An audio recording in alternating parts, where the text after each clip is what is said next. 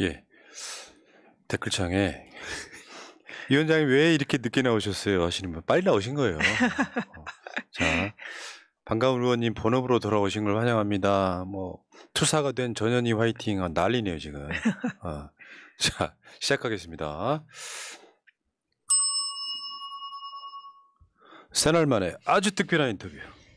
오늘은 돌아온 영웅 전현희 전 권익위원장 나오셨습니다. 어서 오십시오. 안녕하세요. 반갑습니다. 예. 네.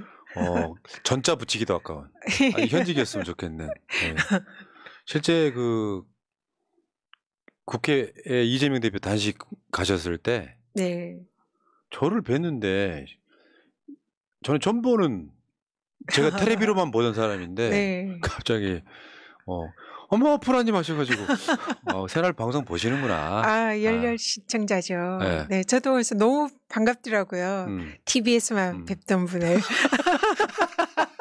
아니 여러분 텔레비라고 해야 더 아시나요? 프라님 그랬죠. 근데 이제 너무 반갑게 또 이렇게 저를 또 이렇게 안아주시고 응원해 주셔가지고 제가 감동만 했습니다. 전 눈물 나는 위원장님 생각하면 좀 눈물 나는. 이게 기쁨의 눈물이에요. 슬픔의 눈물이 아니고 진짜 눈물 나는.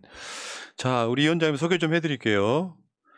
우리나라 최초죠. 치과 의사 겸 변호사. 그러니까 치과 의사를 하시다가 지금처럼 로스쿨도 아니고 사법시험 합격하신 거잖아요. 네. 그러니까 치과 의사 겸 변호사. 지금 새날에서도 의사 겸 변호사 한 분 계시긴 해요. 네. 제가 관심 있게 보고 있습니다. 정필승 변호사라고. 정변. 네. 변호사 정변. 네. 변호사 정변님. 그리고 우리 의원님은 18대 국회의원 하셨고요. 그때는 아마 비례였던 걸로 제가 기억하고. 네. 그리고 재밌는 게 19대 때는요. 정동영 후보한테 밀리죠. 네. 경선에서 져서 불출마했습니다. 근데 그 정동영 후보는 떨어졌어요. 그랬던 거고 그 지역을 다시 우리 위원장님이 나가셔가지고 50% 넘는 득표율로 당선된 곳이 무려 강남, 을. 그때 이제 많은 사람들이 전현희라고 하는 정치인에 대한 관심을 보이기 시작했던 거죠. 그때가 2016년. 네. 그때 보도 기사 한번 볼까요? 전현희 강남을 당선. 하늘나라에 남편도 기뻐해 줄 것 소감. 아이고 좀 말이 좀 그렇긴 한데 실제로 이제 남편분께서 사고로 돌아가시고 나서 지금 그게 얼마 안 됐을 때 아니에요? 네, 그렇습니다. 네. 자, 그때 이제 이 당선됐을 때 소감은 아마 본인은 굉장하셨을 것 같아요. 민주당이 완전 불모지였었는데. 그러니까 강남을에 우리나라 민주당의 국회의원이 있다고 뭐 이런 관심을 보일 정도로.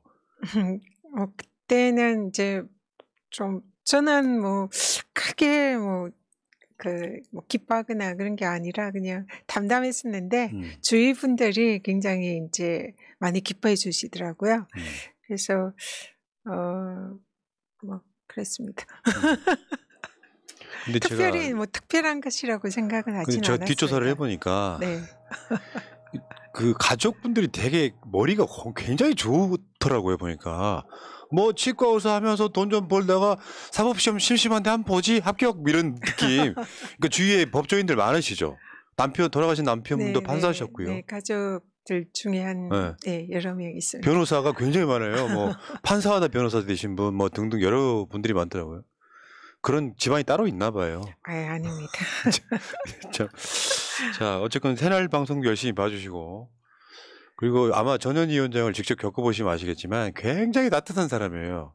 센 언니여서 걸크러쉬로 윤석열과 붙은 게 아닙니다. 본인이 꿀리는 게 없다 보니까 인간의 도리로 이건 아니지 싶어서 싸운 거라고 저는 생각합니다. 네.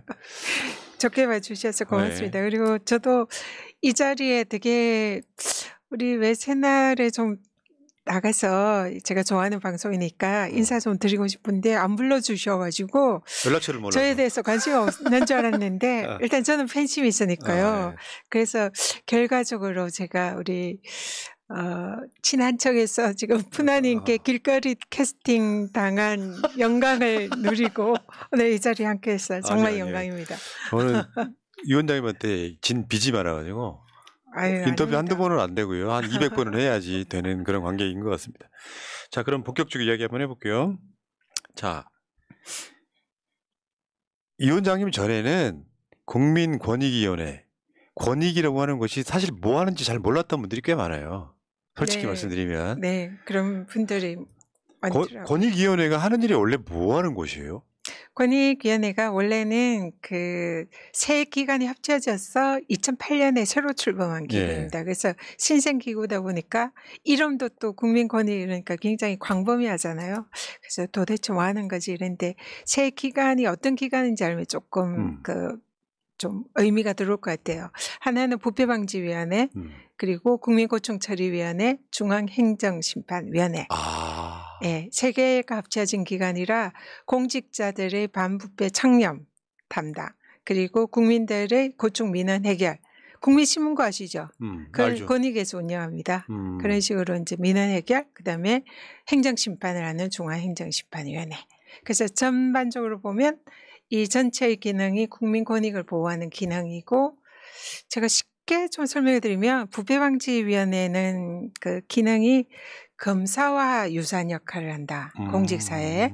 그리고 고충처리위원회는 국민들의 억울함을 도와주는 변호사 역할. 그리고 중앙행정심판위원회는 재판을 하는 판사 역할. 그래서 판검사와 변호사가 한 기관에 있는 것과 유사한 역할을 하는 그 목적은 국민들의 권익보호. 그러니까, 좀 이해가 되시나요? 네, 충분히 이해가 되고요. 네. 그 권익위원회라고 하는 자리가 정권, 진영이랑 상관없이 딱 어떻게 보면 중립적인 위치에서 내가 민주당 출신이라 그래서 민주당 봐주고 이런 게 아니라 그 과정에 뭐 윤석열의 핍박 이전에도 권익위원회 위원장으로 계실 때 여러 가지 일 하신 거 기억하거든요. 민주당 부동산 전수조사 뭐 이런 거 또는 뭐 조국 장관, 추미애 장관 이런 것도 있지만 그 이야기는 나중에 차치하더라도 지금 현재 그거 아니었어요. 권익위원장이 방통위원장이 대통령과 가치를 똑같이 해야 된다라고 하는 말도 안 되는 논리. 네. 사실은 그거 내버려 두면 알아서 할 일이잖아요, 사실은. 네, 맞습니다. 거기 정치가 끼어들면 안 되는 자리. 네, 여기는 업무 자체가 독립적이고, 예를 들면 부패방지위원회의 역할은 감사원이라는 기능이 굉장히 비슷해요. 감사원도 정치적 중립기관이고 독립기관이듯이 권익위 그 기능도 독립적이어야 되고, 그다음에 고충처리위원회는 영어로 옴부즈만이라고 합니다. 그렇죠. 옴부즈만 기능은 선진국에서도 옴부즈만은 대통령이나 총리나 그 항상 임기를 이렇게 서로 엇갈리게 하는 게 대부분이에요. 그러니까 독립적으로 정권과 상관없이 해야 된다. 그런 것이기 때문에 똑같이 독립적인 거고, 행정심판은 뭐 당연히 독립적으로 해야 되고, 그러니까 업무 전체가 정권이나 이런 정치랑 상관없이 굉장히 공정하고 중립적으로 독립적으로 업무를 수행하는 데입니다. 그래서 임기를 보장하는 거죠. 예, 맞습니다. 그런데 갑자기 윤석열 정권 들어서고 이제 엄청난 일들이 일어납니다. 그중에 기함했던 것 중에 하나가 야, 권익위원장 국무회의 들어오지 마. 최근에 이동관 사건으로 보면은 이동관 본인이 방통위원장인데 국무위원이라고 알고 있었더만요. 네. 그러니까 국무회의에 배석하는 자리였던 건데 들어오지 마. 국무회의 참석하지 말라. 이게 그러니까 그때 이미 제가 봤을 때는 저게 상식이 깨진 거죠. 네. 임기가 보장된 이 기관장에 대해서 너는 좀 더 정확히 말하면 그런 거야. 문재인 대통령 때 임명됐으니까 국무회의 들어오지 말라 이게. 이것도 사실 어떻게 보면 엄청난 위법 사항 아니에요? 네, 맞습니다. 방통위원장과 권익위원장은 두 기관 모두 이제 독립적인 업무를 수행하게 되어 있고 임기가 정해져 있는 공통점이 있고요. 그리고 국무위원이 아닙니다.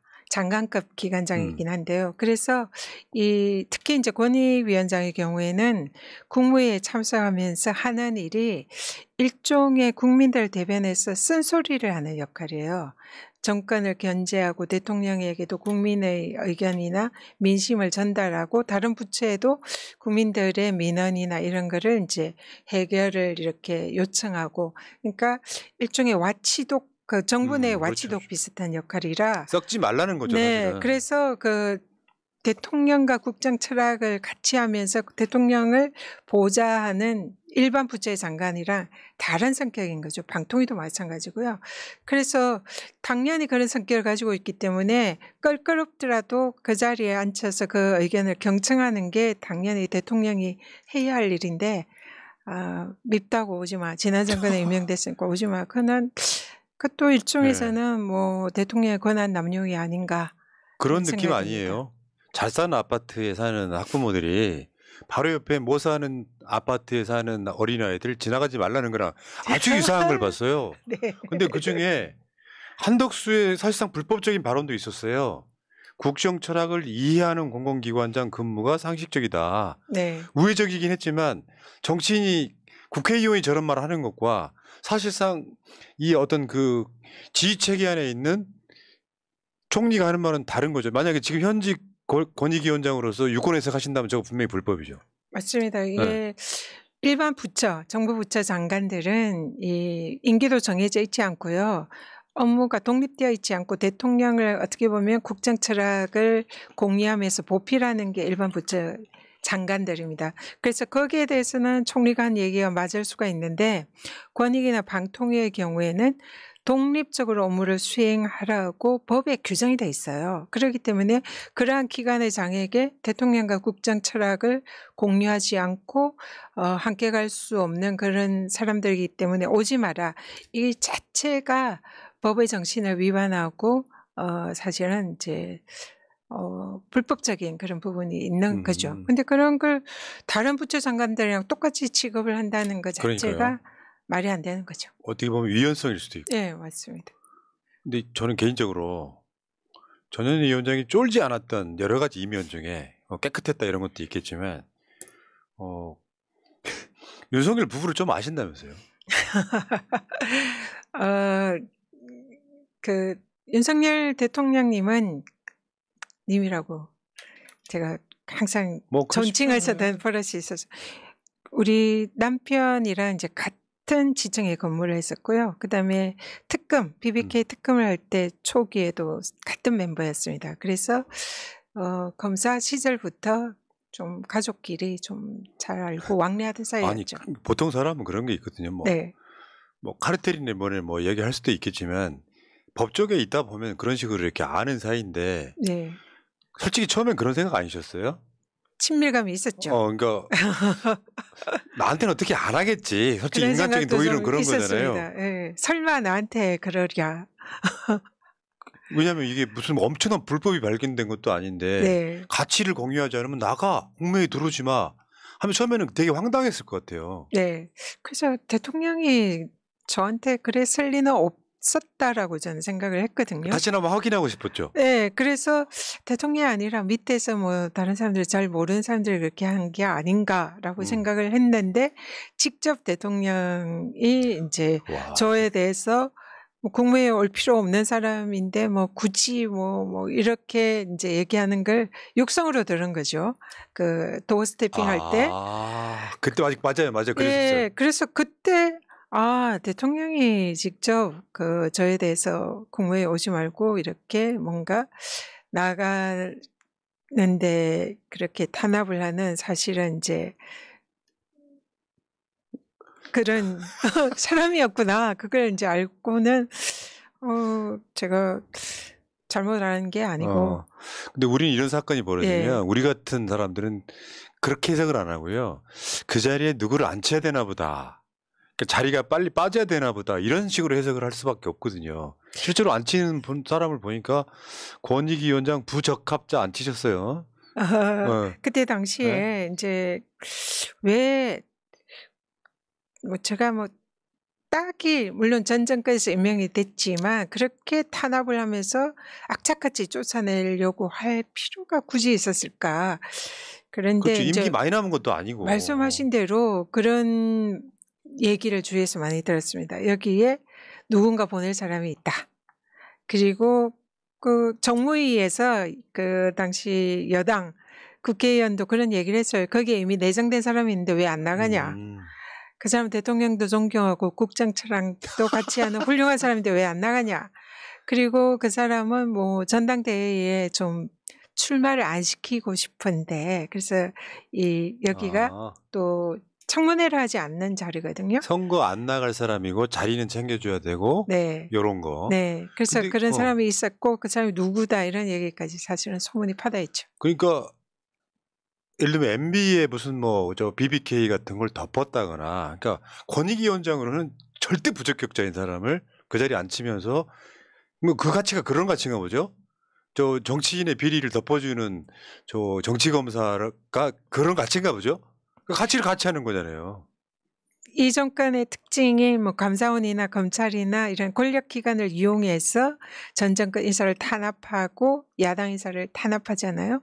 근데 사실은 권익위도 그런 식으로 쓸 수 있는 사실은 유용한 카드가 될 수가 있는 거죠. 그러니까요. 네. 이게 문제지. 근데 근데 이제 우리가 계속해서 빵 터졌던 것 중에 하나는, 사람이 이렇게 누군가를 임명직을 몰아내려고 하면 그만한 이유가 있어야 되는데, 야, 딱 그런 건 아니에요. 이 사람이 무슨 비리가 있다, 뭐 사모펀드 비리가 있다 했는데 안 나와. 그러면은 사적인 거, 뭐 예를 들면 뭐 입시비리 이런 걸로 몰아내듯이 그런 경우죠. 근태? 그러니까 이게 무슨 비리가, 예를 들어서 권익위원회에서 구조적 비리가 있어가지고 뭔가 이 사람 나가야만 되겠다라는 이유가 있는 게 아니라 그 여러 가지 이유 중에 근태가 문제다. 근무태도란 뜻이잖아요. 근무태도, 네, 네. 근태. 그래서 그때 우리가 빵 터졌던 게 감사원을 동원해가지고 동파 수리 비용을 횡령으로 몰았던 사건. 관사에 네. 이게 근데 맨 처음에 감사를 착수하면서 기사에 나온 게 그 이제 보수 언론지에 단독을 하면서 제가 상습 지각을 했다는 거예요. 제가 근데 그런 적이 없거든요. 근데 그런 식의 이제 저를 망신을 줘서 그런 일종의 신호를 보낸 거죠. 두 가지였죠. 그러니까 하나는 크게 나온 게 저 동파 비용 네. 굉장히 많네요. 진짜 어마어마한 거액이네요. 총 수동을. 100만 원. 그리고 지각했다. 네. 이런 정도가 주요 이슈로 나왔단 말이죠. 네. 근데 둘 다 사실이 아니었습니다. 당연하죠. 저 세종시가 사무실이 있는 거죠. 세종에 사무실에 있는 기관장들은 또 공무원들, 모든 공무원들은 뭐 서울이라든지 다른 지역에 가면 다 출장이거든요. 근데 감사원이 다른 장관들이나 이런 공무원들한테는 출장 가면 출장 업무만 하면 돼요. 뭐 사무실에 출근할 필요가 없는데, 저 같은 경우는 출장을 가서 출장 갔을 때 사무실에 9시에 출근하지 않았다. 지각이다. 야, 진짜 몰아내고 싶었나 보다. 네. 그래서 그걸 가지고 상습 지각이라고 하니까 너무 억울한 거죠. 그리고 세종에 갈 때도 사실은 이 장관급 기관장들은 이게 몇 시에 출근했는지 기록이 체크가 안 되거든요. 그냥 자동적으로 이렇게 오픈이 되기 때문에. 그래서 저의 정확한 출근 시간은 누구도 알 수가 없어요. 근데 거기에 가장 정확히 하는 건 우리 직원이죠. 직원들은 다 알아요. 제가 그렇지 않다는 거를. 근데 그거를 이상하게 증거도 없이 제가 뭐 지각을 했다 이렇게 해서 야. 제가 사실 제일 억울하고 속상하고, 제가 평생 일만 하던 사람인데, 그리고 권익위원장으로 근무할 때 거의 주 60, 70시간 주말도 없이 일했는데, 이 감사원이 저한테 문제 삼은 거는 근무 시간 미준수예요. 그러니까 주 40시간이라는 근무 시간이 있잖아요. 그걸 준수하지 않았다는 거. 그러면 주 60, 70시간은 오버타임이고 거기에 초과 근무 수당도 받아야 되는데 그렇게도 하지 않았는데 그걸 가지고 누명을 씌워서, 다른 건 몰라도 이거는 제가 참을 수 없다. 아니, 그리고 권익위원장이 네. 사무실에 출퇴근만 하면 그게 권익위원장이에요? 각종 무슨 분규라든지 이런 약자들이 현장에 가셔야 되는데. 현장에 가는 게 제일 중요한 업무입니다. 전국이 근무지라 네. 복무 규정이 없는데 무슨 네. 근태냐. 네. 그 말은 제가 공감이 되는 게요. 제가 하루에 한 15시간에서 17시간 일해요. 네. 그 늦게 나온 경우는 없고 일찍 나온 경우는 있어요. 그러면 이걸 꼬투리 잡으려 그러면 왜 하루 8시간 이상, 그러니까 8시간 이상 일하냐. 같은 말이에요. 알고 보면. 네, 맞습니다. 그리고 권익위원장, 이제 장관급 기관장들은 책상에 앉으면 할 일이 없어요. 그냥 직원들 이제 보고 받는 일. 그러니까 장관들은 직접 뭐 타이핑하거나 이런 걸 안 하잖아요. 그러면은 실제로 권익위원장은 민원 현장에 가서 민원인들의 얘기를 듣고 그걸 관계기관 부처들과 조율을 하고 이게 주요 일이거든요. 그리고 부패 신고 뭐 이런 거 접수받은 이런 부분을 상담하고 처리하고 그렇기 때문에 책상에 사실 앉아 있으면 무슨 일을 합니까? 그냥 앉아서 조는 거죠. 그래서 진짜 발로 뛰어다니고 제가 국회의원 할 때는 운동화를 신은 적이 한 번도 없는데 솔직히 권익위원장 하는 4년 내내서는 운동화만 신고 다녔습니다. 아이고. 발로 뛰기 때문에. 이런 분을 그냥 아이고. 그래서 그 부분은 억울합니다. 그러니까 감사원이 이제 꼬투리 계속 잡고 그러면서 이제 감사 결과가 나올 무렵에 이제 아까 그 동파 수리 비용 같은 경우는 웃겼고 야, 그걸 이제 국고행령으로 몰려고 그리고 그 감사원 사무총장이 묵과할 수 없는 그런 심각한 비. 제가 보기에는 그 관사 수돗물 동파 수리비 그거였다고 저는 추정을 해요. 왜냐하면 제가 형사적으로 처벌될 만한 일이 하나도 없잖아요. 결국에는 그랬죠. 형사소추가 가능한 위법은 단 한 건도 나오지 않았다니까 감사원이 국고행령을 하면 이거는 중대한 범죄가 될 수 있죠. 그러네요. 그러니까 이걸 가지고 저를 잡으려고 한 게 아닌가 싶어요. 근데 이게 겨울에 수돗물이 동파돼가지고 수도가 동파돼서 일어난 일이라. 권익위원장이 관사인 거죠, 거기가? 네, 관사에서. 거기 사셨어요? 제가 없을 때, 네, 그 한겨울에, 그러니까 저는 이제 서울이랑 세종이랑 왔다 갔다 하니까 서울에 있을 때에 이제 그 한겨울에 동파가 일어난 거예요. 그게 이제 제가 국고행령을 했다는 누명을 씌우려고 직원들을 엄청 불러서 그걸 이제 조사를 한 거죠. 문득 윤석열 중앙지검장 검찰총장의 특활비가 생각나네요. 몇 억씩 쓰는 거 있잖아요. 네. 근데 이제 어마어마한 거액을 쓰시긴 했어요. 100만 원이 뭡니까? 그래서 형사소추가 가능한, 그러니까 감사원이 감사를 한 뒤에 불법이 나오면 이거를 이제 수사 의뢰를 하는 과정인데 한 건도 안 나왔다는 거잖아요. 이때 이제 아까 말한 동파 때 웃겼고 이거는 카타르시스를 느낀 거죠. 전방위적인 압박 표적 감사에도 불구하고 권익위원장의 형사소추가 가능한 위법 사유는 단 한 건도 나오지 않은 걸로 확인이 되었습니다. 최종 감사 결과가 그렇게 나왔습니다. 이때 이제 많은 분들이 전현희를 달리 보게 된 거죠. 아, 대단한 사람 하나 나왔구나. 왜냐하면 우리가 이런 식으로 털렸던 게 문재인 정부 때부터 굉장히 많았었잖아요. 꼬투리 잡아서 100만 원 나오고 근태 나왔는데 이런 과정이 있었고요. 그래서 이제 전현희 위원장이 반격이 시작되는 건데 공정하게 대통령 근태 감사 실시해라. 사실 대통령도 그런 거 아닙니까? 예를 들어서 용산 대통령실에 제때 시간에 출근하는지도 몰라요 지금은. 네. 도스패핑도 안 해. 그러니까 차만 왔다 갔다 하는지 몇 시에 관저에서 나오는지 아무도 몰라요. 대통령뿐만 아니라 그 모든 장관급 기관장을 감사원이 저에게 댔던 잣대를 똑같이 대면 다 근태 기준이 똑같거든요. 그러면 제가 아마 제일 열심히 근무하고 일한 걸로 나오지 않을까. 저는 그렇게 그러실 것 같아요. 생각합니다. 얼기설기 대충 하고 그냥 뭐 놀러 다니듯이 권익위원장하고 법인카드나 펑펑 썼으면 그 자리 못 견디셨겠죠. 온갖 이유를 댔을 테니까. 네, 그래서 저도 떳떳하기 때문에 장관들이랑 대통령 근태 조사 똑같이 해봐라. 비교해봐라. 내가 그러면은 조금이라도 부족한 게 있는지 확인해봐라. 그렇게 얘기를 한 거죠. 처음은 윤석열 씨 입장에서는 얼마나 불쾌했을까요? 염장 지르면서. 근데 어떻게 찍어낼 방법이 없는 거잖아요. 얘네 스킬이 그렇잖아요. 감사원 동원해서 뭔가 위법사항 찾아내가지고 수사 의뢰를 하면 그걸로 기소되면 나가. 그 방식이었단 말이에요. 네. 감사원이나 검찰이나 거의 방식이 수법이 똑같은 게 일단은 이제 뭔가 감사나 수사에 착수하면서 언론을 통해서 흘립니다. 망신 주고 뭔가 문제가 있는 것처럼 감사원도 사실 그렇게 하면 안 되는데 똑같이 하더라고요. 그러면서 이게 문제가 있다 저게 문제가 있다면서 계속 언론에 기정사실화하면서 흘리는 거예요. 네.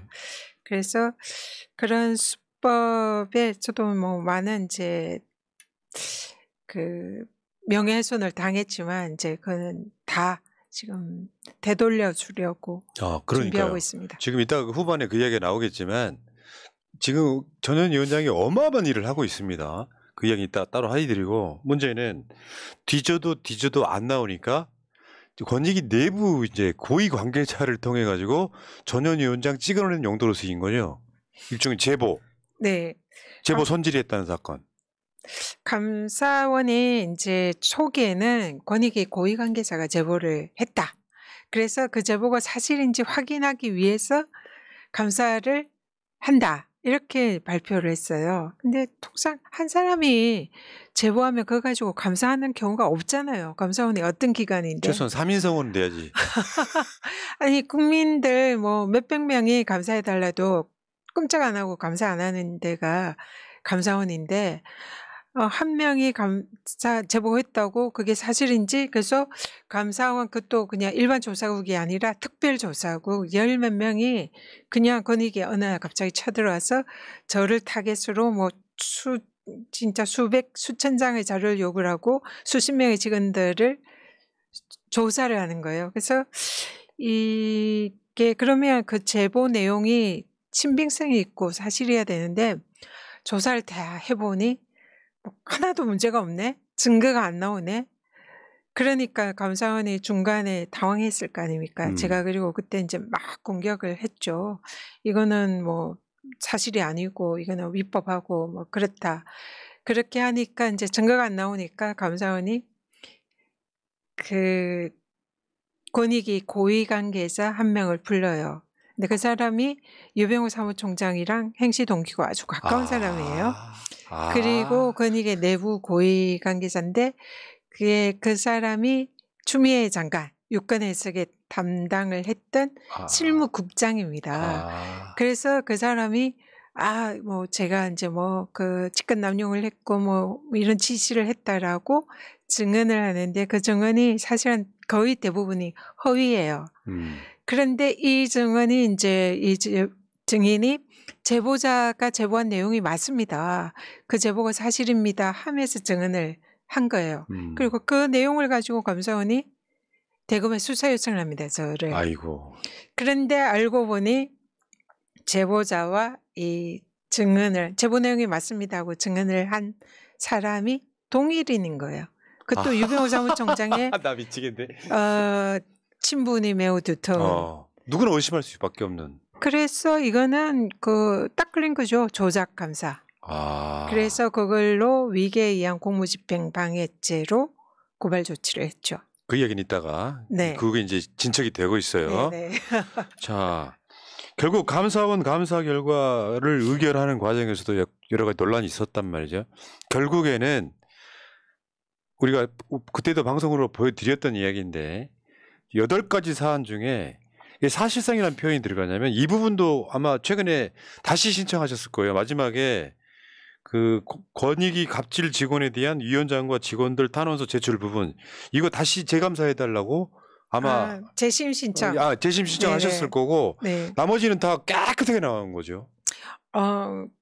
조금 차이가 있는데요. 저에 관한 개인 비위 의혹은 모두 무혐의입니다. 개인권.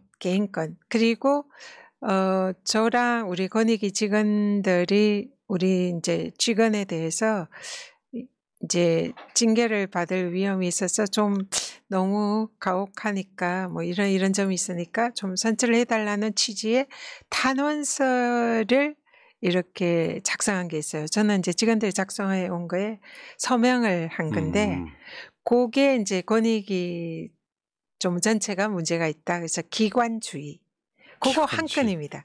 그거 한 건, 저의 뭐 조금이라도 관련성 있는 거, 그거 한 건이고, 개인 비위 의혹은 모두 다 무혐의입니다. 그래서 재심을 마지막에 한 거는 저에 관한 사유가 아니고 우리 직원들. 저를 털려고 들었는데 우리 직원들을 털었잖아요. 직원들을 털다 보니 직원들이 먼지가 좀 나온 거예요.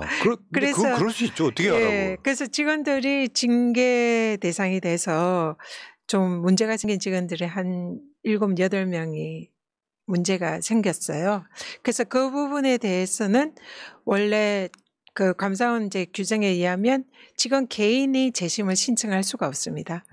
그는 반드시 기관장이 재심을 신청하게 돼 있어요. 그래서 제가 마지막으로 제가 재심 신청하지 않으면 재심이 안 되니까 우리 직원들을 좀 구제를 하기 위해서 한 번 더 다퉈봐라. 역시 예, 리더. 그 취지로 멋있네요. 재심을 신청을 한 겁니다. 제 거는 없습니다. 그게. 근데 감사 결과를 낼 때도 논란이 있었잖아요. 감사위원 패스하고 사무총장이 독단적으로 뭔가를 하다가 또 딱 한 번 걸렸잖아요. 네. 그 건 좀 이야기 한번 해주세요. 원래 이제 감사원이 그 내부에 최고 의결기구가 감사위원회예요. 예. 감사원 사무총장은 그 하부기구고, 그래서 감사위원회는 장관급 감사원장과 차관급 감사위원으로 감사위원회가 구성이 돼요. 그래서 감사위원회는 사실은 이제 그 감사원 내부에서 보면 일종의 대법원 합의체 같은 그런 판사 역할을 하는 데입니다. 그리고 유병호 사무총장으로 상징되는 사무처는 일종의 검사 역할이에요. 그러니까 이 검사들이 수사를 샅샅이 해서 사실 이제 저에 대해서 뭐 거의 1년 가까이 압색을 하면서 수사를 한 거잖아요. 그래서 뭐 포렌식도 하고 뭐 이렇게 해가지고 수사를 해서 그 결과를 정리를 해서 일종의 공소장을 만들어서 그걸 가지고 감사위원회 판사에게 제출하는 거죠. 그러니까 이제 판사인 감사위원들은 피고인격인 저의 얘기를 들어봐야 되잖아요. 근데 이 감사원 사무처가 저를 한 번도 조사를 안 했습니다.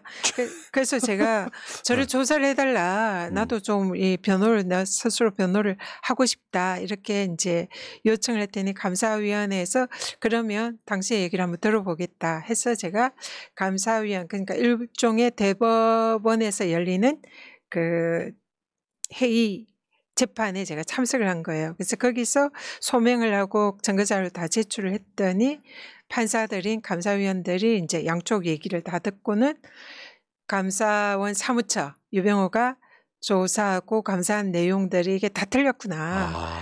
그래가지고 그게 몽땅 일종의 무죄 판결이 난 거예요. 그러니까 완벽하게 제 손을 들어준 거죠.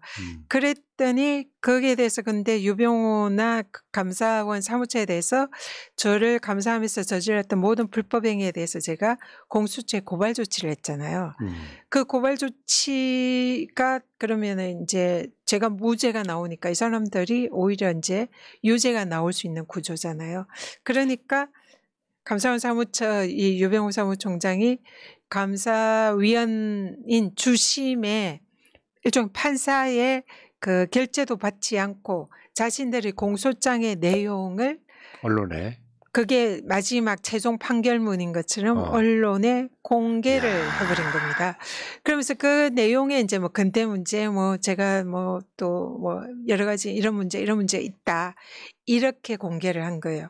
그런데 사실은 이거는 감사위원들이 무죄 판결을 내린 거기 때문에 감사원 법령에 따르면 그걸 불문 결정이라고 하는데 그는 감사 결과 보고서에 원칙적으로 담을 수가 없어요. 그럼 몽땅 불문 결정을 받았기 때문에 감사 결과 보고서는 사실상 백지가 돼야 되는 거예요. 저는 아무런 문제가 없다. 근데 백지가 나면 자기들이 처벌받을 수 있으니까 거기에 무리하게 감사위원도 패싱을 하고 자기들이 조사한 내용이 마치 최종 결론이냐 언론에 공개를 하는 겁니다. 그래서 그거는 감사위원들 주심이 특히 경로를 해서 내가 결재하지도 않은 건데 나를 패싱을 했다. 그래서 이거는 허위 공문서다. 공문서 위조다. 그리고 거기에 대해서도 저도 허위 공문서 위조 또 저에 대한 무고 명예훼손 이런 걸로 그것도 고발 조치를 했죠. 그러니까 뭐 속칭 말하면 사람 잘못 고른 거죠. 제가 봤을 땐 그래요. 근데 이게 사람이라는 게 있잖아요. 억울하게 뭔가 일을 당하고 쫓겨나면 평생 한대거든요. 네. 근데 뭔가 캥기는 게 있으면 물러서기도 해요. 캥기는 게 있으면 더 큰 걸 잃지 않기 위해서. 근데 사실 이게 정권과 싸운 거잖아요. 그 점에 대해서 굉장히. 그러니까 어쨌건 이게 이제 있었죠. 그 유병호 감사원장 사무총장에 문자 보내는 거 하면 딱 걸렸던 사건도 있잖아요. 사실 저렇게 하면 안 되는 거잖아요. 그렇죠. 감사원은 이 독립기구이기 때문에 대통령의 뭐 지시나 보고는 할 수가 없는 그런 기관입니다. 이것도 근데 국기문란 아닙니까? 일종의 네. 국기문란이죠. 그리고 그걸 이제 대통령실에서 뭔가 지시하고 방향성을 제시했다면 직권남용이 될 수 있죠. 그래서 그 부분도 사실은 이제 우리 민주진영에서 킵했다가 그렇죠. 공격하는 그런 무기로 써야 되는 사안입니다. 저런 건들이 너무 많은 거예요. 이 정권 한 1년 4개월 동안 너무 많은 거예요. 저런 건들이. 엄청나게 많습니다. 네. 제가 다 기록해두고 있습니다. 그러니까 수십 가지 되는 거예요 지금. 네. 아 그래서 그때 당시에 이제 전현희 위원장이 이제 소위 쉽게 표현한 무혐의, 사실상 무혐의 나왔을 때 이런 짤들이 되게 많이 돌았어요. 이제 내 차례다. 이때 이제 이게 소위 말하는 전현희 위원장만의 그 재밌었던 장면 중에 하나가 유병우 명패 떨어뜨린 사건도 있었잖아요.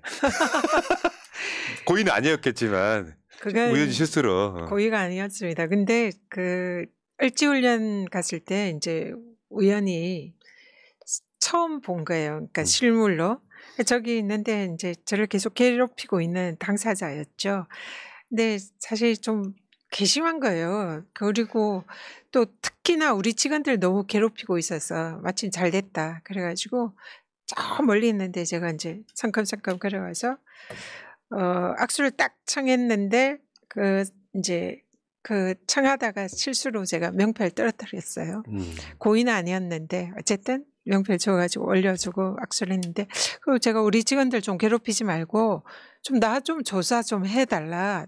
나를 조사하지 왜 직원을 괴롭히냐 이런 얘기를 이제 그때 했는데 명패 떨어진 게 고의는 아니었지만 지금 유병호 사무총장이 앞으로 당할 그렇죠. 그런 거 있죠. 미래를 상징하는 게 아닐까. 보통 이제 아침에 식전에 네. 뭐 유리창 깨면 하루 재수가 없다고. 네, 그런 감정이 좀 드는. 고의는 아니었습니다. 네. 저는 근데 진짜 정말 윤석열 정권 들어서 생소했던 장면이 장관급 기관장이 1인 시위하는 거예요. 감사원 앞에. 저도 평생 처음 해봤습니다. 여러분들 감사원 저쪽 종로 그 이쪽으로 가시면 감사원 있잖아요. 그 앞에서 하신 거죠 지금. 네. 권익위 직원 징계 처리하라. 불법 조작 감사 유병호 파면하라. 저 땡볕 때 저러고 있으면 기분이 어떤 생각이 들어요? 저도 이제 제가 원래는 굉장히 얌전한 사람이거든요. 지금도 얌전하세요, 뭐예요?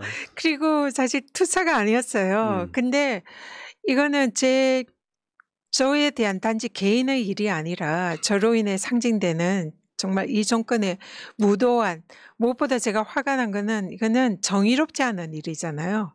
법치주의를 위배하는 거고 법률에 정해진 임기를 지켜야 되고 또 그래서 그 불의라고 생각을 했고 불의에 저항하는 거는 제가 어쩔 수 없이 그 역할을 해는 그런 위치에 있는 그런 사람이라는 책임감이 있었고 또 무엇보다 직원들을 너무 괴롭히고 사실 직원들이 좀 다쳤어요. 그 과정에서 그 먼지가 이제 나온 거죠. 그러니까 직원이 어떻게 보면 저로 인한 희생양이라고 할 수도 있는데 그래서 우리 직원들 좀 건드리지 마라. 그래서 다 내가 책임질 테니까 좀 그 직원들에 대한 징계는 하지 마라. 이제 이걸 걸고 비장하게 이런 식으로 했죠. 처음에 약간 어색했지만 너무 분노가 컸기 때문에 이렇게 하지 않으면은 이 무도한 이 감사원 이 나쁜 진짜 X Y들을 어떻게 할 수가 없다는 이런 생각에 이렇게 정말 절박한 마음을 했습니다. 이게 최초의 사례가 아닐까. 네. 장관급 기관장의 1인 시위라는 게. 네. 그건 장관이 중요한 게 아니고 정말 이거는 저라도 하지 않으면 안 되는 그러니까요. 일이다. 그런 생각을 했어요. 그러니까 윤석열 정권의 포갑에 맞설 수 있을 만큼의 어떤 깨끗함, 진정성, 투지, 용기 이런 것들이 지금 결국 좋은 결과가 나왔는데 저번에 한번 그 전현희 위원장 사건 주심 이분이 이야기한 게 그거잖아요. 헌법기관에서 있을 수 없는 일이다. 네. 감사위원이 한 이야기인 거죠. 조원석 감사위원 검사 출신이죠. 네. 검사장 출신인가요? 네. 근데 이런 식으로 이제 지금까지 이야기 짧게 요약해서만 몇 가지만 들어봤어도 이게 있을 수 없는 사건이 일어났는데 그래서 공수처에 고발을 하셨잖아요. 표적감사 관련해서 유병호 최재해도 들어가 있나요? 감사원장과 유병호 사무총장 그리고 그 밑에 고위 간부들 한 7, 8명을 대상으로 고발 근데 조치했습니다. 인터뷰하기 전에 어제 감사원을 공수처가 압색하는 사건. 이건 이제 이 사건은 좀 소위 선수들은 이게 보통 사건 아닌데 왜냐하면 감사원이 좀 힘도 붙이고 규모가 작다 보니까 저거 그러니까 공수처 입장에서 보면 굉장한 정권의 리스크를 걸고 하는 사건일 수밖에 없다. 이게 이제 전현희 위원장으로부터 시작된 사건인데 공수처가 결국 감사원에 대한 칼을 빼든 거란 말이죠. 네. 이거를 좀 선수들은 이런 표현 하시더라고요. 윤석열 정권의 권력이 뚝이 무너졌다 이렇게. 네. 정확하게 보셨습니다. 압수수색을 어제 감사원과 권익위를 대상으로 이제 처음 시작했고 오늘도 하고 있어요. 그리고 아마 내일도 계속 할 것 같은데 공수처에 제가 작년 12월에 이 고발 조치를 했습니다. 그리고 그 이후에 한 3차례 더 고발 조치를 했고 또 민주당이나 또 시민단체 여러 군데서 한 총 10차례 이상 공수처에 감사원에 대해서 고발이 됐는데 감사원이 공수처가 수사를 하고 있나? 저기 뭐 너무 조용한데 저 세금 받고 일 안 하는 거 아니야? 이런 불신들이 많았잖아요. 그런데 공수처는 한 10달 가까이 칼을 갈고 있었습니다. 저와 있었죠. 함께. 감사원이 공수처도 감사하고 권익위도 네. 감사하고 공수처는 이제 아마 권익위도 감사원 감사할 수 있는 거 아니에요? 감사는 아니지만 비슷한 조사나 거. 이런 건 네. 할 수가 있죠. 뭐 공수처도 감사원을 수사할 수 있는 거고요. 네. 그리고 보니까 유병호가 피의자로 적시됐다 이런 네. 거고요. 네. 그러니까 쉽게 지금 조직이 작은 공수처 입장에서는 쉽게 빼든 칼이 아니라 10개월 동안 했다는 거잖아요. 그렇죠. 공수처 입장에서는 제가 이제 고발 조치한 게 감사원장과 사무총장을 정면으로 이렇게 지목을 하는 그것도 아주 중대한 범죄 행위를 적시를 하고 그에 대한 증거나 판례나 법령 이런 걸 다 제출했기 때문에 이걸 외면할 수가 없는 거예요. 그래서 이거는 뭐 빼도 박도 못하는 범죄 행위를 이제 했는데 공수처가 그럼 이거를 가지고 치려면은 정권의 사실은 정면으로 이렇게 이제 겨누는 거기 때문에 한 틈에 빈틈이라도 그렇죠. 있어서는 안 되거든요. 그러니까 이걸 이제 정말 아주 철저하게 수사를 했고 엄청나게 많은 수사를 했어요. 저도 한 5-6차례 가서 밤 12시 넘어까지 조사를 거의 대부분 받을 정도로 그리고 지난주도 가서 조사를 받았습니다. 그래서 저뿐만 아니라 조사를 한 인원들이 뭐 제가 알기는 뭐 수십 명 그것도 한두 번이 아니라 각자 권익위 직원들도 뭐 수십 명 조사를 받았고 그러니까 도저히 감사원이 부인할 수 없고 빼도 박도 못할 정도의 촘촘한 건물을 가지고 들어간 거예요. 제가 감사원 감사를 받고 이제 최종적으로 감사위원회에서 무혐의 결정을 받으면서 제가 그렇게 회복했었습니다. 1년 동안 제가 그 감사원과 정권의 탄압, 국힘이나 뭐 이런 정권의 탄압을 받은 게 이제 제가 거의 10만 개, 적벽대전의 10만 개 화살을 제가 그렇죠. 맞았다. 근데 10만 개 화살을 맞으면 죽잖아요. 근데 죽지 않았습니다. 죽지 않았고 견뎌냈어요. 그래서 이제 그 자체로 사람들이 이제 제가 승리를 했다 얘기하는데 제가 그건 승리가 아니다. 10만 개 화살을 받았는데 죽지 않고 살았으니 이거를 앞으로 나쁜 범죄자들에게 불화살을 대서 쏴주겠다. 그렇게 하고 준비를 한 1년입니다. 그리고 거기에 공수처도 법리 검토를 하고 증거를 보니까 이거는 제 주장이나 그 고발 사유가 법적으로 타당성이 있다고 판단을 한 거겠죠. 그래서 그걸 이제 공수처도 이제 그걸 제 말이 처음에는 무조건 맞는 게 아니라 증거나 법령을 다 찾아봐야 되니까.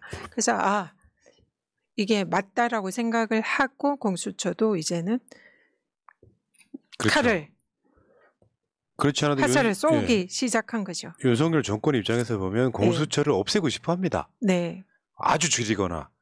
근데 거기서 수사 삐끗 잘못하면은 공수처에 명운이 걸려 있기 때문에 이거는 다만 공수처도 사직생의 각오를 해야 되는 사안입니다. 지금 분위기를 보니까요. 사법부 분위기는 심상치 않아요. 그러니까 윤석열의 어떤 반하는 기류가 굉장히 많이 느껴지는 판결들이 많이 나옵니다. 그러니까 저는 제가 개인적으로 들은 이야기는 사법부에 있는 판사들 상당수는 윤석열식 검사들을 싫어한대요. 네. 그러니까 거의 조폭처럼 움직이기 때문에. 근데 만약에 공수처 감사원장이나 감사원 사무총장 등이 기소가 되면 그 건음만으로도 사실 탄핵이 가능한 사안이 돼버리잖아요. 윤석열식 논리라면. 네. 물러가게 만드는 거고. 그러니까 이게 사실은 전현희에 대한 무고가 본인 입장에서는 되치기가 가능한 사안이 돼버린. 그러니까 네. 윤석열 정권 들어서고 사실상 첫 번째 승리자라고 저는 위원장님을 보는 거고요. 그래서 우리 위원장님이 무려 3년 동안 임기를 완주하고 퇴임을 해요. 나 근데 그때 그 표정이 난 너무 감동적이었어요. 저 장면. 이게 어떤 느낌이냐면 나 간다에 니들 고생 좀 해봐라. 뭐 이런 아주 복잡다단한 표정들이 저기서 느껴지더라고요. 제가 퇴임을 할 때 권익위 직원들이 굉장히 많이 이렇게 퇴임식에 와서 이렇게 응원해주고 이제 제가 마지막에 떠날 때 차 탈 때까지 저렇게 이제 정문까지 쭉 나와서 일렬로 도열하고 박수치고 막 우는 직원들도 많았고 그랬거든요.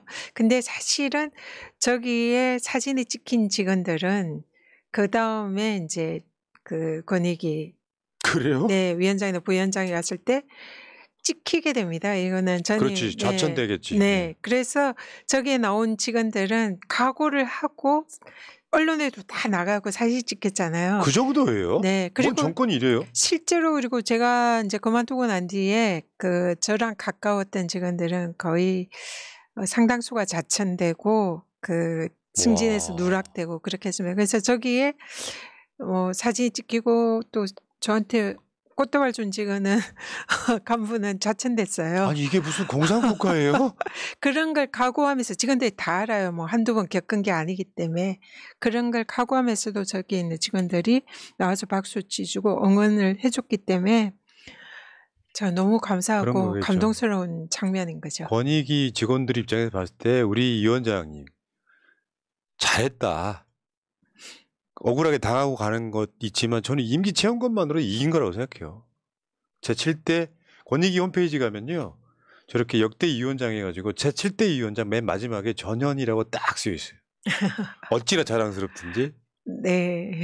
이게 윤석열 정권에 맞서서 어떻게 보면 이게 개인일 수도 있잖아요. 권익위원장이라고 하는 개인의 자리에서 첫 번째 이뤄낸 승리인데 저는 이렇게 봅니다. 이게 이제 그 네덜란드 그런 거 있잖아요. 저기 바다보다 수면이 더 기대가 낮아가지고 뚝 만들어놨는데 뚝 잘못하면 뚝이 조금씩 물이 새다가 결국엔 뚝이 무너져가지고 네.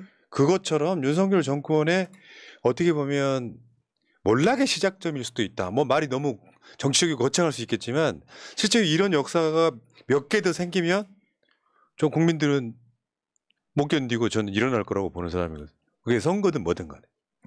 이 정권의 특징이 감사원 그리고 검찰을 통해서 이 권력기관을 통해서 지난 정권 인사들을 탄압하고 또 야권 인사를 탄압하는 그런 걸로 국정 동력을 이어가는 그런 정권이잖아요. 감사원이 그 중요한 축을 담당하고 있는 거죠. 그래서 감사원이 감사 착수하면 이 기관장들이 대부분 옷 벗고 나가고 해서 지금 많은 사람들이 감사원의 감사로 인해서 옷을 벗었습니다. 그리고 뭐 서해 공무원 사건이나 전임 정권의 정책에 대해서도 감사를 유례 없이 착수하고 그러니까 이 정권의 일종의 돌격 대장처럼 감사원의 역할을 했잖아요. 근데 그 감사원의 감사원장과 사무총장이 이 형사처벌 대상이 되고 또 지금 이제 압색이 당했기 때문에 이 다음 수순은 소환 조사를 하고 증거가 어느 정도 확정이 되면 구속영장을 청구를 할 수가 있거든요. 아이고. 구속영장이 청구가 돼서 구속이 된다면 그는 엄청난 일이죠. 사상 초유의 지금 감사원이 사실은 이런 전체 압수액을 당한 것도 사상 초유의 일이거든요. 현재. 근데 만약에 구속까지 원장과 총장이나 간부들이 된다. 그러면은 감사원은 몰락하는 거죠. 그리고 이 정권에 지탱하던 양축 중에 하나가 무너지는 거죠. 그리고 감사원장의 경우에는 구속이 되거나 기소가 되면은 이거는 형사 범죄자가 되는 거기 때문에 이거는 탄핵 사유가 됩니다.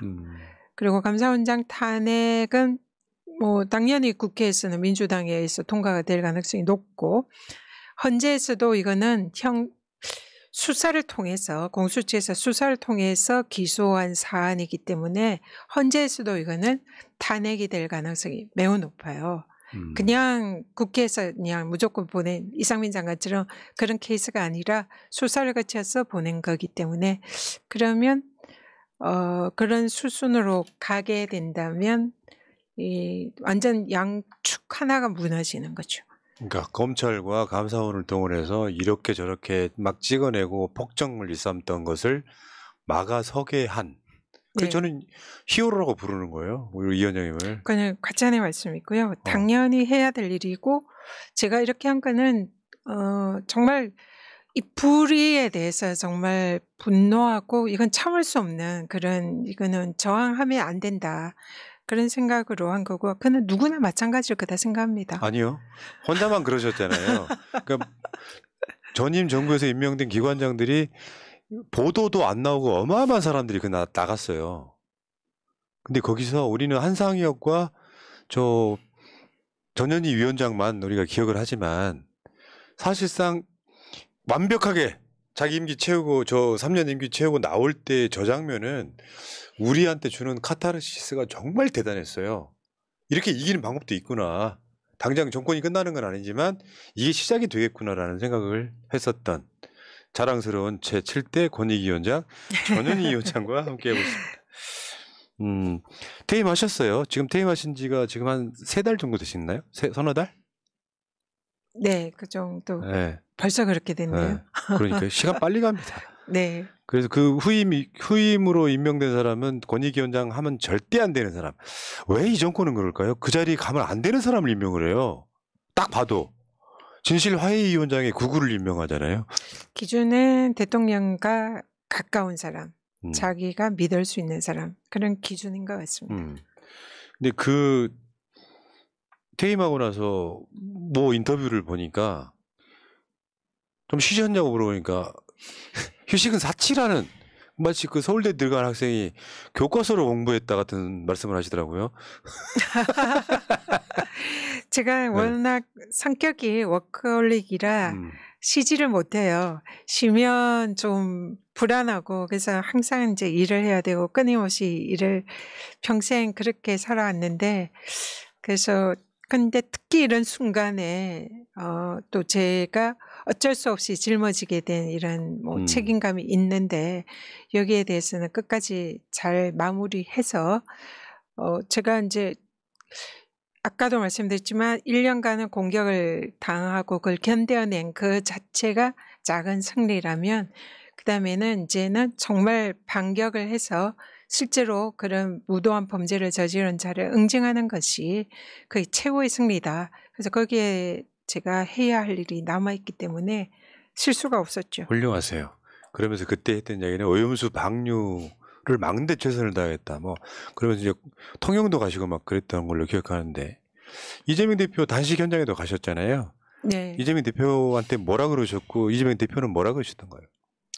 이재명 대표께는 일단은 제가 이 단식까지 이르게 된 그 정말 고독한 결단에 대해서 저는 정말 그 마음을 이해가 된다. 이게 여기에 대해서 폄하하는 얘기도 많고 또 단식 외에 뭐 다른 방법이 없냐, 뭐 국회에서 뭐 다른 투쟁을 해야 되는 거 아니냐 이런 얘기를 하는 분들도 있지만 그걸 이미 다 해보셨잖아요. 다 하고 그런데 하는 것마다 뭐 거부권 행사하고 뭐 야당이랑 타협하거나 협상하는 거 하나도 없이 완전히 적으로 모는 이런 무도한 정권 하에서 야당 대표가 할 수 있는 거는 정말은 이제는 이것밖에 없다. 그래서 건강에 대해서는 너무 걱정되고 안타깝지만 지금 이 순간 이 국민들이 함께하고 그게 이제 일어난다면은 그는 이제 충분히 그 역할을 하시는 거니까 거기에 대해서 뭐 응원하겠다. 저도 힘 보태겠다 이런 취지 말씀드렸습니다. 이재명 대표한테는 승리의 여신 니케가 간 겁니다. 그래서 그때 이제 그 장면 보면서 이재명 대표한테 큰 힘이 되겠구나 그냥. 왜냐면은 거초를 당하고 있는 당대표가 있는데 거초를 당해서 이기고 돌아온 사람이라서 뭔가 좋은 기운을 좀 주셨을 거라고 믿고. 그랬으면 좋겠네요. 근데 원래 정치인이시잖아요. 네. 국회의원도 2번 하셨고 심지어 민주당의 불모지에서 당선되신 분이에요. 제가 이야기 들어보니까 강남 을쪽에는 전현희라고 하는 이름에 대한 평판이 되게 좋더만요. 전현희 때문에 지금 현재 국민의힘 부류를 찍지 않았던 보람을 느꼈다는 분들이 꽤 많았다는 거예요. 네. 그러니까 묻지마 투표가 아니고 민주당 국회의원이 강남에서 국회의원을 해도 잘하더라. 뭐 이런 이야기를. 그러면 결국 정치인이신데 뭐 총선 때 출마하실 계획은 있으세요? 지역군 못 정하셨더라도. 제가 정치인했지만 저는 사실은 이제 정치인으로서 제가 부족한 점은 저는 좀 권력 의지나 그 배지를 지향하는 의지나 이런 게 이제 상당히 약합니다. 별로 그런데 욕심이 없어요. 그래서 제가 19대 때도 강남에서 정동영 의원이랑 전략공천 경선에서 떨어지고 당에서 딴 데 가라 예, 그랬죠. 그 여론조사해 보니까 이제 이기는 지역이니까 여기에 가라 전략공천을 준다고 했는데도 내가 굳이 그렇게 빠지 달고 싶지 않다. 이 뭐 그냥 경선에서 떨어졌으면 원칙대로 불출마하는 거지 뭘 또 다른 지역에. 그때 멋졌어요. 네. 그때도 참 새롭게 봤던 인물 중에 하나예요. 그래서 그렇게 하기 싫을 때 제가 이제 국회의원이 되고 싶으면 전략공천 주면 세상에 어느 국회의원들이 전략공천 주는데 싫다고 합니까? 그것도 여론조사니까 당시 이기니까 여기 가 이러는데. 근데 저는 그렇게 해서 빠지다고 싶지 않다 하고 사실 안 했거든요. 그래서 그리고 강남에 또 도전한 것도 제가 여기에 가서 국회의원 당선되기 위한 목적은 아니었겠죠. 왜냐하면 불가능하다고 하니까 강남에. 그때도 그런 그 민주당의 불모지이고 또 계급주의고 또 지역주의 상징이라고 생각되는 강남에 뭐 제가 출마를 해서 조금이라도 균열을 내고 그럼 계속 그렇게 쌓이면 언젠가 민주당이 당선될 수 있겠지. 그 생각으로 강남에 또 도전한 거거든요. 다른 데 안 가고. 근데 뭐 여러 가지로 운이 좋게 당선이 됐는데 어쨌든 저는 막 국회의원이 꼭 당선되고 싶고 정치를 막 너무 하고 싶고 이러지는 않아요. 그래서 권익위원장을 하고 정치를 그만할까라는 생각을 고민을 많이 했습니다. 뭐 아직도 결론을 못 내신 느낌이에요, 그럼? 그런 생각이 많이 있었기 때문에 지금 현재는 그 권익위원장을 하면서 탈당을 한 상태고요. 권익위원장은 당적을 가지지 못합니다. 그렇죠. 그래서 아직 입당은 지금 하지 않은 상태입니다. 그래서 여러 가지로 이제 고민을 하고 또 어차피 출마하려면 민주당 당적으로 해야 되니까요. 그래서 오랜만에 온 저의 이제 성찰의 시간이랄까? 그리고 제가 어떤 데 가장 씀씀이가 있고 쓸모가 있는지 이런 부분. 그래서 여러 가지 가능성을 가지고 고민하고 있는 상태입니다. 위원장 인터뷰하다 보니까 전며드네요. 전현희한테 스며드는 거예요. 뭐냐면 아까 그 사람이 갖고 있는 진정성이 있잖아요. 좌고우면하는 게 아니고 맞다고 생각하면 직진. 내가 떳떳하다. 그리고 아까 그 정동영 후보한테 그 경선에 졌을 때 사실 대선 후보였기 때문에 그 전현희에 대한 당이 배려를 했지만 나는 강남 을이 아니면 안 나간다고 아예 출마 포기해버리는 정도. 결국 나중에 그 다음 선거에서 50% 넘는 지지 득표율로 당선되시는 것처럼 한번 만나보면 좋아하지 않을 수 없는 정말 전며드는 이런 느낌이었고요. 자, 어쨌든 여러분 뭐 이런 분들이 민주당에 굉장히 많으시겠지만 저는 여러분들이 꼭 기억해야 될 진짜 멋진 정치인 하나 권익위 위원장을 통해서 얻은 게 아니냐. 말하자면 윤석열의 폭정이 전현희라는 사람을 오히려 발굴하게 줬다. 이런 생각을 좀 해보는 그런 요즘이었고요. 그러니까 진짜 일면식도 없는데 뵙자마자 제가 안아드린 이유는 그것이 주는 감동이 너무 컸기 때문이었다 생각이 들고요. 위원장님, 제7대 국민권익위원장님, 이 카메라 네. 보시면서 네. 새날 식구 되신 것을 소감으로 이제 마지막 마무리해 주시기 바랍니다. 제가 우리 푸나님한테 처음 저도 뵀을 때 너무 저도 반가워했잖아요. 그리고 진짜 채널을 제가 애청하는 시청자로서 푸나님을 뵙고 싶고 저 방송에 출연하고 싶다는 생각을 했는데 왜 안 불러주지 그런 생각을 했는데 어쨌든 길거리 캐스팅을 돼서 이 자리에 오는 영광을 위원장님, 누렸고요. 만날 네. 사람 만나요. 언제. 그래서 이 푸나님에 대한 저도 존경과 또 애정을 가지고 있습니다. 감사합니다. 근데 새날을 제가 쭉 시청을 하면서 굉장히 저도 그 좀 다른 방송과 다른 약간 인간적이면서 또 푸나님이 평소에 말씀하시는 거 들으면 이분이 굉장히 의리를 중시하시는구나 그런 느낌을 많이 받았거든요. 저도 그런 거를 제일 중요한 건 저는 의리라 신이다 이렇게 생각하는데 그럼요. 어쨌든 이 푸나님 덕분에 우리 새날 평소에 출연하고 싶던 새날에 출연하게 돼서 영광입니다. 제가 푸나님께도 영광이라는 말씀을 순찰을 여러 번 하셨어요 드렸는데 지금. 네. 진짜로 영광이다 생각하고요. 정말 지금 절망적이고 어려운 시기잖아요. 국민들이 숨을 못 쉬고 있다 생각을 합니다. 저도 1년 동안 숨을 쉬지 못할 정도로 두렵고 공포스럽고 어려운 시기, 그 정권의 완전 최상의 그 대통령이랑 맞서는 그런 그 투쟁을 했기 때문에 그렇지만 저는 제가 정말 믿은 거는 사필기정이다 생각했습니다. 그리고 불의에 맞서 반드시 이거는 싸워서 이겨야 된다고 생각을 했고요. 그래서 우리 새날 아마 시청자분들, 새날 가족분들 다 똑같은 마음이실 거다 생각을 합니다. 그래서 제가 생각했던 것은 공격이 최선의 방어다. 저는 이번에 그 교훈을 얻었어요. 그래서 앞으로 새날 우리가 함께 윤석열 정권에 대해서 10만 개의 불화살을 쏘아서 이 최선의 공격으로 최고의 승리를 같이 만들어내고 싶습니다. 우리 편이어서 그런지 모르지만 진짜 멋있다. 자, 감사드리고요. 자, 아까 고고식님께서 전현희님 내 스타일 이렇게 보셨고요. 김영일님, 정미경님, 진춘식님, 심플 QKR님까지 다 감사드리고요.